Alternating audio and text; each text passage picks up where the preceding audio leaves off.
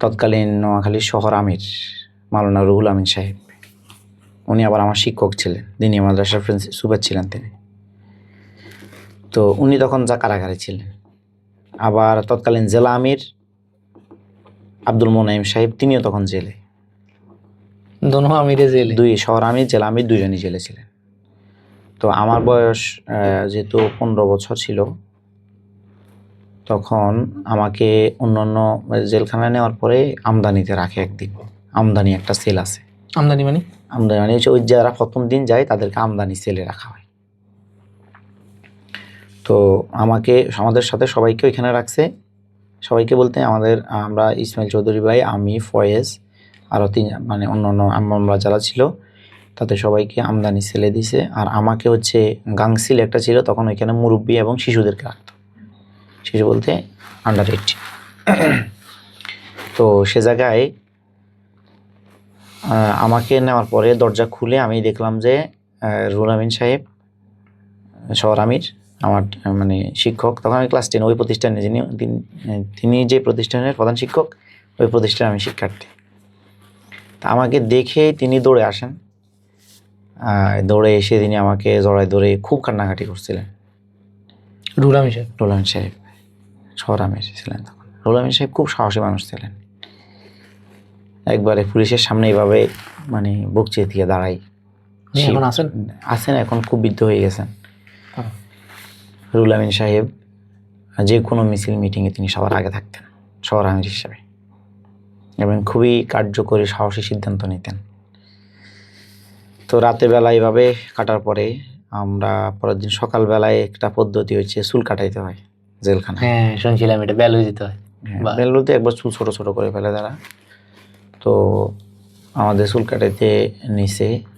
তো চুল কাটানোর পরে এরপরে হচ্ছে ওই দিন জেল সুপারের একটা আনুষ্ঠানিকতা থাকে। জেল সুপার যিনি থাকেন, যারা নতুন আসছে তাদেরকে নিয়ে উনি অনেকক্ষণ বিভিন্ন কথাবার্তা বলেন, করেন। তা আমাদের ছবি তোলা হয়। কেস ফাইল একটা আছে, ফাইল কেস নাই কি একটা বলে, এইভাবে ধরে যে এবার চক সিলেটে লিখে নাম লিখে তারপরে একটা হাজতি নাম্বার দেয়। হ্যাঁ, দেখছি এটা। তো একটা ছবি তুলে হাজতি নাম্বার দিয়ে আমাদেরকে পরে ওইখানে করে আর কি। তো প্রথম দিন এভাবে কাটে। দুপুরবেলায় যে খাবার দিছে, খাবারগুলো আমরা খেতে পারতাম না, মানে খাওয়ার অনুপযোগী ছিল। খাবার খাওয়া যেত না। সকালবেলা একটা রুটি দিত আর এক টুকরো, ছোট এক টুকরো গুড় দিত।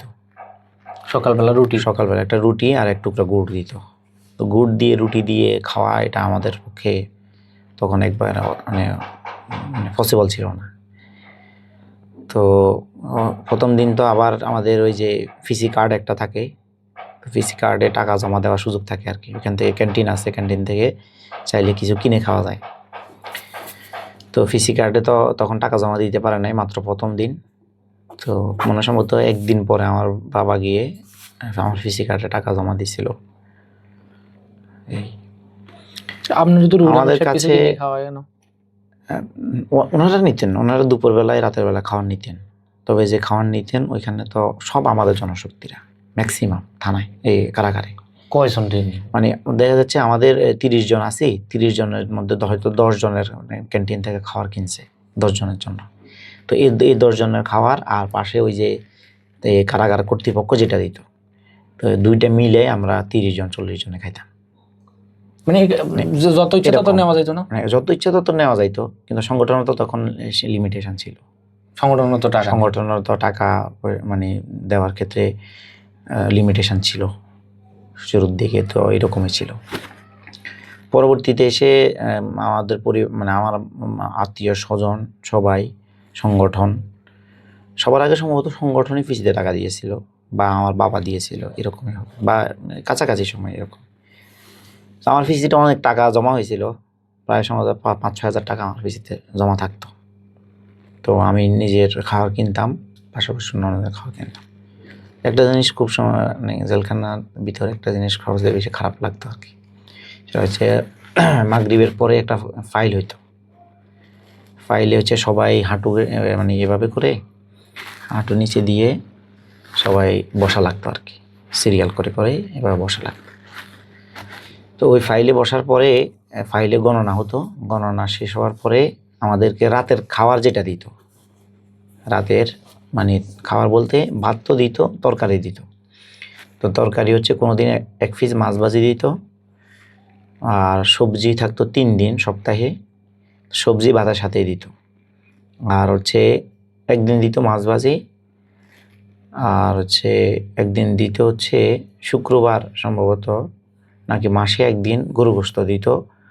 তা হচ্ছে আমরা মানে বাহিরে যে গরু গোশতের পিস খাই 1 পিস, ওই 1 পিসকে ছোট ছোট এত টুকরা ছোট করে 4-5টা পিস করে একজনকে দিত। আর ওই মানে ওইটা কোনো বিষয় ছিল না, কিন্তু খাওয়ার নেওয়ার দৃশ্যটা ছিল খুবই করুণ। এর হচ্ছে হাত পেতে নেওয়া লাগতো, মানে সবাই ফাইলে বসতো আর সবাই এভাবে করে হাত পাততো। এভাবে করে হাত পাতলে ওই হাতে সবাইকে হচ্ছে মাছ, যেদিন মাছ দিত মাছ 1 পিস দিত, অথবা যেদিন গোশত দিত হাতের তালুতে গোশত একটু দিত। এভাবে করে খাওয়ার মানে ফাইলে বসে নেওয়া লাগতো। এটা চরম অপমান। তো এটা হচ্ছে যাই আমার কাছে খুব খারাপ লাগতো আর কি, এভাবে হাত পেতে আমরা খাবার নিতাম।